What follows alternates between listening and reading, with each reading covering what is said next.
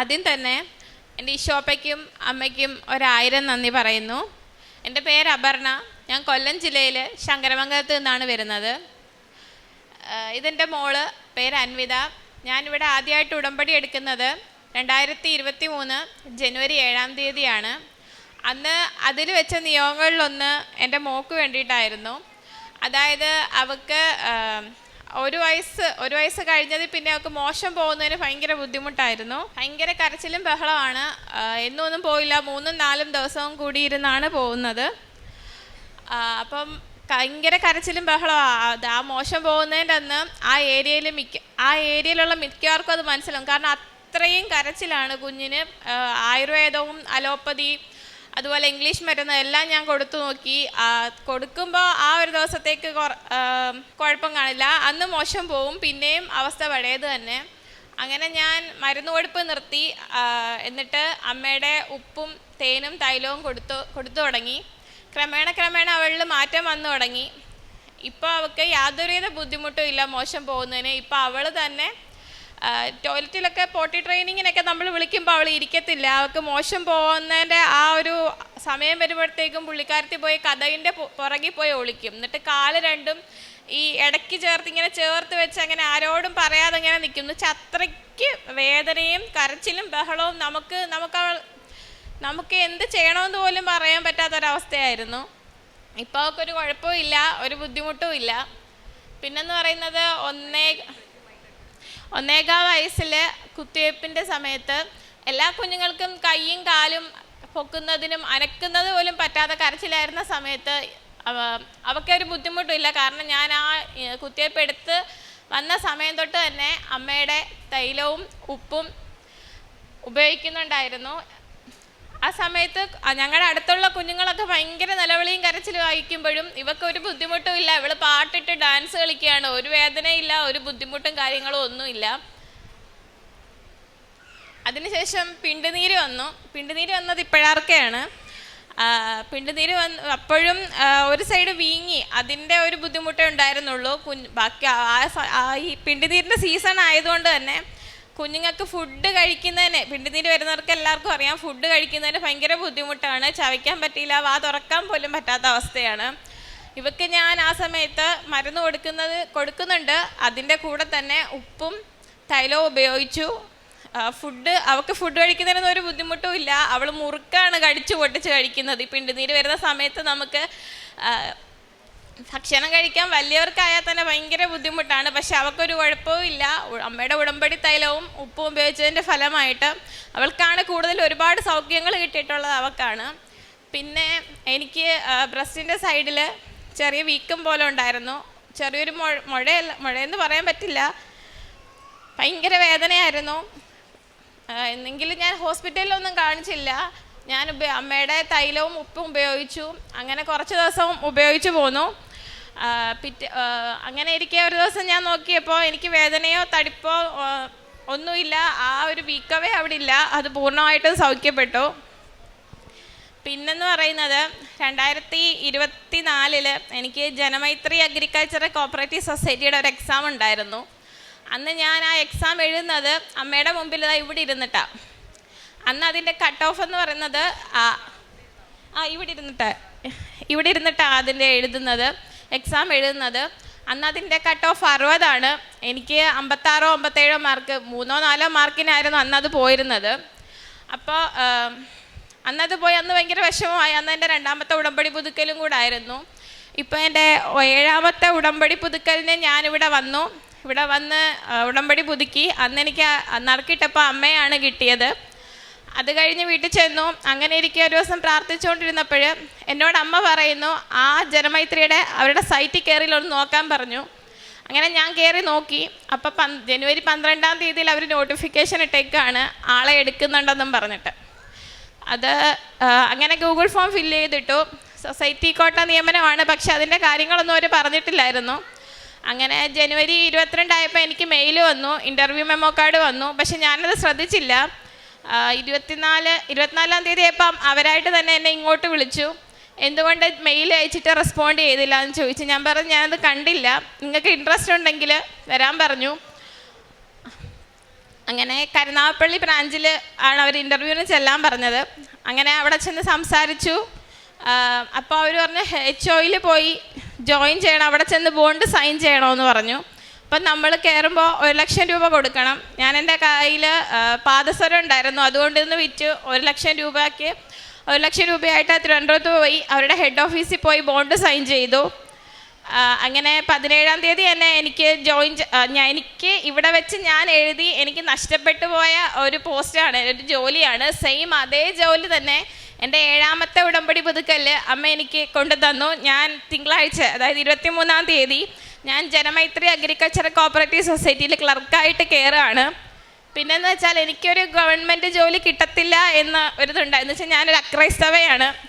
അപ്പോൾ എനിക്കൊരു ഗവൺമെൻറ് ജോലി കിട്ടില്ല എന്നായിരുന്നു എല്ലാവരും പറഞ്ഞിരുന്നത്.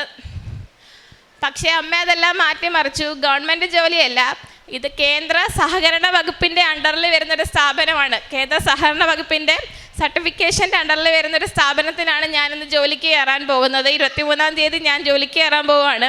എൻ്റെ അമ്മയ്ക്കും ഈശോപ്പനും 1000 നന്ദി ഞാൻ പറയുന്നു. എനിക്കിപ്പോഴും വിശ്വസിക്കാൻ കഴിഞ്ഞിട്ടില്ല എനിക്കൊരു ജോലി കിട്ടിയെന്നുള്ളത്. ഒരുപാട് ബുദ്ധിമുട്ടുകളും കാര്യങ്ങളും ഉണ്ടായിരുന്നു.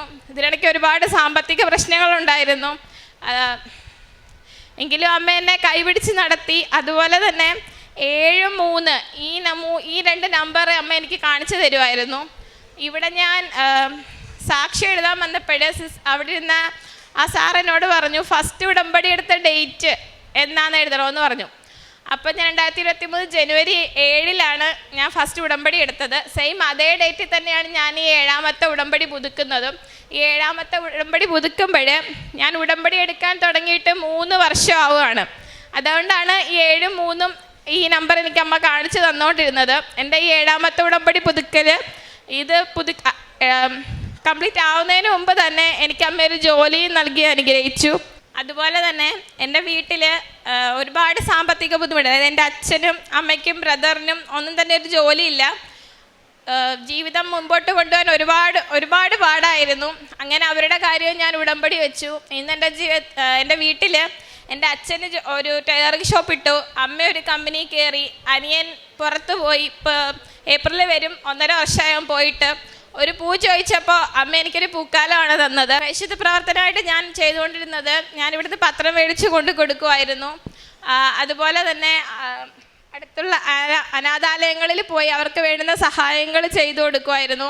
അത് ക്യാഷായിട്ടാണെങ്കിൽ അങ്ങനെ ഒരുപാട് ബുദ്ധിമുട്ടുകളിലൂടെ കടന്നു പോയിരുന്ന ഒരു അനാഥാലയമായിരുന്നു അവിടെ. ഞാൻ അവിടേക്ക് ഇവിടുന്ന് സ്റ്റോളിൽ നിന്ന് ഒരു അമ്മയുടെ ഒരു രൂപം വാങ്ങിച്ചു കൊടുത്തു.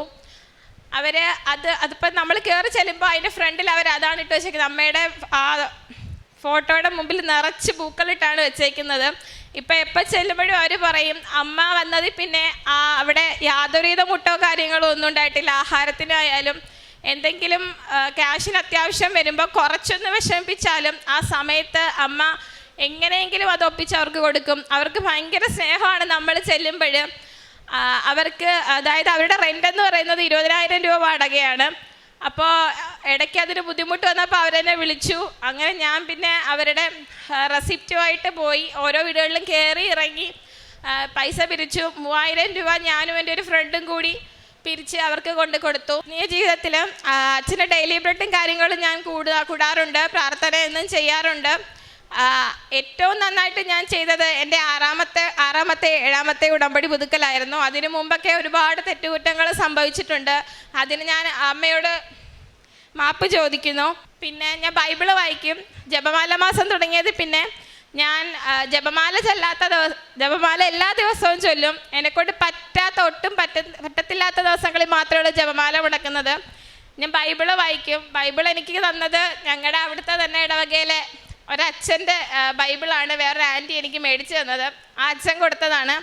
ഇന്ന് ഞാൻ എൻ്റെ ഉടമ്പടി ബൈബിള് വായിക്കാറുണ്ട്. എൻ്റെ ഈശോപ്പയ്ക്കും അമ്മയ്ക്കും 1000 നന്ദി പറയുന്നു. വിദൂരത്തിൽ നിന്ന് കർത്താവ് അവന് പ്രത്യക്ഷനായി അരുളി ചെയ്തു, എനിക്ക് നിന്നോടുള്ള സ്നേഹം അനന്തമാണ്, നിന്നോടുള്ള വിശ്വസ്തത അചഞ്ചലവും.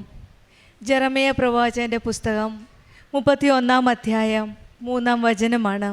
നമ്മളുടെ ജീവിതത്തിലും വിഷയബന്ധിയല്ലാതെ ഒരു ആത്മബന്ധം ദൈവത്തിലേക്ക് കൂടുതൽ സ്നേഹിക്കുവാനും ദൈവത്തെ കൂടുതൽ അറിയുവാനും ആ അറിഞ്ഞ സ്നേഹം മറ്റുള്ളവർക്ക് പകർന്നു കൊടുക്കാനുമുള്ള അനുഗ്രഹം നമുക്ക് ലഭിക്കട്ടെ എന്ന് പ്രാർത്ഥിക്കാം. അറിഞ്ഞവരെ ആഴപ്പെടുത്തുവാനും അറിയാത്തവരെ അറിയിക്കാനുമുള്ള ആ തീഷ്ണത നമ്മിലും വളരട്ടെ എന്ന് നമുക്ക് പ്രാർത്ഥിക്കാം. ഉടമ്പടി ഈ പ്രത്യക്ഷീകരണത്തിൻ്റെ സാക്ഷിയായി ഇന്ന് ഇവിടെ നിൽക്കുമ്പോൾ ഒരു വലിയൊരു ജോലി ആയിട്ടാണ് ഒരു ജോലി കിട്ടിയതിൻ്റെ ഒരു സാക്ഷ്യമാണ് ഈ മകൾ പറയുന്നത്.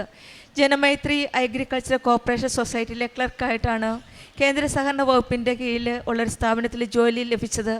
ഇത് not by merit but by grace ദൈവത്തിൻ്റെ കൃപ തന്നെയാണെന്നാണ് ഈ മകൾ പറയുന്നത്. കാരണം 10 ഒത്തിരി വർഷത്തോളം ഈ മകൾ ജോലിക്ക് വേണ്ടി നോക്കി നിന്നിരുന്നു. പല പ്രാവശ്യവും പലരും പറഞ്ഞു മകൾക്കൊരു ജോലി കിട്ടുവാൻ സാധ്യത കുറവാണ്, പ്രത്യേകിച്ചും ജാതകപ്രകാരമൊക്കെ പറയാറുണ്ട് ജോലി കിട്ടാൻ പ്രയാസമുണ്ടെന്ന്. പക്ഷേങ്കിൽ ഇവിടെ എല്ലാം മാറ്റിമറിച്ച് പരിശുദ്ധ അമ്മ ഇടപെട്ട് ഒരു നല്ലൊരു ജോലി ഈ മകൾക്ക് ലഭിച്ചതിൻ്റെ ഒരു വലിയ പ്രത്യക്ഷീകരണത്തിൻ്റെ സാക്ഷ്യമാണ്. അതായത് പ്രത്യക്ഷീകരണം എന്ന് പറയുന്നത് ദൈവസ്നേഹത്തിൻ്റെ ഒരു സാക്ഷ്യം, ഉടമ്പടി ജീവിതത്തിലെ നിലനിൽപ്പിൻ്റെ ഒരു സാക്ഷ്യമാണ് ഈ മകൾ ഇന്ന് നമ്മളോട് പങ്കുവെച്ചത്. എന്ത് കിട്ടിയെന്നല്ല, ജോലി കിട്ടിയതിൻ്റെ അല്ല, മറിച്ച് ദൈവസ്നേഹത്തിലെ നിലനിൽപ്പിൻ്റെ ഒരു സാക്ഷ്യം, 3 വർഷം നീണ്ടു നിന്ന ഉടമ്പടി ജീവിതത്തിൻ്റെ ഒരു വലിയൊരു സാക്ഷ്യമാണ് മകൾ പകർന്നു തന്നത്. കാരുണ്യ പ്രവൃത്തിയായിട്ട് മകൾ ചെയ്തത് അനാഥാലയത്തിൽ പോവുകയും അവിടെ മാതാവിൻ്റെ ഒരു രൂപം കൊടുക്കുകയും ആ മാതാവിൻ്റെ ആ ഫോട്ടോ വെച്ചതിൽ പിന്നെ ആ സ്ഥാപനത്തിൽ ഒരിക്കലും ഒരു സാമ്പത്തികമായിട്ടുള്ള തകർച്ച വന്നിട്ടില്ല, ഒരു ഇല്ലായ്മ വന്നിട്ടില്ല. അമ്മ എല്ലാ കാര്യവും ഇടപെട്ട് ചെയ്തു കൊടുക്കുന്നതായിട്ടാണ് ഈ മകൾ സാക്ഷ്യപ്പെടുത്തുന്നത്. നമ്മുടെ ജീവിതത്തിലും സാഹചര്യങ്ങൾ എന്തൊക്കെയാവാം, ദൈവസ്നേഹം ഒരിക്കലും പിൻവലിക്കാത്ത സ്നേഹമാണ്. അമ്മ മാതാവാണ് ആ സ്നേഹത്തിലേക്ക് നമ്മെ കൊണ്ടുപോകുന്നതെന്ന് നമുക്ക് വിശ്വസിക്കാം. ഒറ്റപ്പെടലിൻ്റെയും അവഗണനയുടെയും സമയങ്ങളിൽ ദൈവം അകലെയാണെന്ന് തോന്നുന്ന നിമിഷങ്ങളിൽ നമുക്ക് ഓർക്കാം, ദൈവം പറയുന്നു ഞാൻ നിൻ്റെ കൂടെയുണ്ട്. അമ്മ പറയുന്നു ഞാൻ നിൻ്റെ കൂടെയുണ്ട്. നിത്യസ്നേഹത്തിൻ്റെ ദൈവം നമ്മെ ഒരിക്കലും ഉപേക്ഷിക്കില്ല. കൃപാസനം അമ്മ ആ സ്നേഹത്തിലേക്ക് നമ്മെ ഓരോരുത്തരെയും ചേർക്കട്ടെ എന്ന് പ്രാർത്ഥിച്ചുകൊണ്ടും അപർണയ്ക്കും കുടുംബത്തിന് ലഭിച്ച എല്ലാ അനുഗ്രഹങ്ങൾക്കും നമ്മൾക്ക് കരങ്ങളടിച്ച് ദൈവത്തെ മഹത്വപ്പെടുത്താം. യേശുവേ നന്ദി, യേശുവേ സ്തുതി, ആവേ മരിയ. അത്യപൂർവ ദൈവാനുഭവങ്ങൾ ഇനി നിങ്ങൾക്കും സ്വന്തം. ഈ യൂട്യൂബ് ചാനൽ ഇതുവരെ സബ്സ്ക്രൈബ് ചെയ്തിട്ടില്ലെങ്കിൽ ഇപ്പോൾ തന്നെ സബ്സ്ക്രൈബ് ചെയ്യുക. ഈ വീഡിയോ ഇപ്പോൾ തന്നെ നിങ്ങളുടെ സുഹൃത്തുക്കൾക്ക് ഷെയർ ചെയ്തുകൊണ്ട് കർത്താവിൻ്റെ പ്രേക്ഷിതരാകുക.